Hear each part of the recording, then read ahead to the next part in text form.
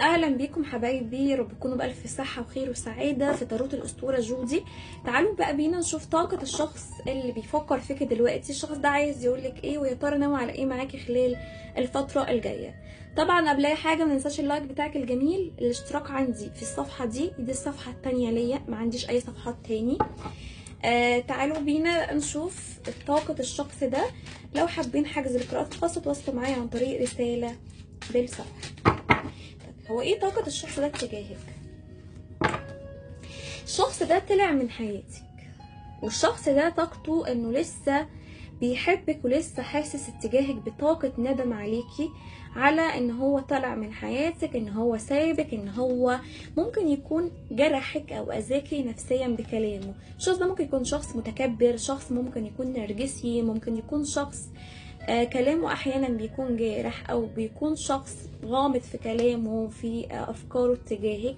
ولكن واضح انك انت الوحيده اللي شغلتي بال الشخص ده وخليتيه حاسه اتجاهك بمشاعر، وحاسه اتجاهك ان هو اول مره يحب او اول مره يتعلق.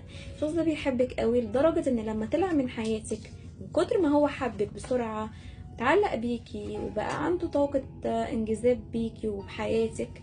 واضح ان الشخص ده حاول ان هو يتهرب من العلاقة دي، ممكن بكلامه ممكن بظروف، ولكن الشخص ده حس اكتر انه حبك، وحس اكتر ان هو مش عارف يفرقك. شايفاه بيراقبك، شايفاه ان هو مركز معاكي، مركز على حياتك. شايفه كمان ان الشخص ده شايفك جميلة جدا، شايفك فيري سكسي، شايفك انك انتي مهتمية بلبسك، بأناقتك، بشياكتك. شايفك كمان انت جسمك حلو قوي، او ملامحك حلوة، ممكن تكوني عيونك ملونة او عيونك مميزة، او ملامحك حلوه جدا لدرجه ان الشخص ده عنده طاقه غيره وبيشوفك ست مثيره جميله، العيون عليها.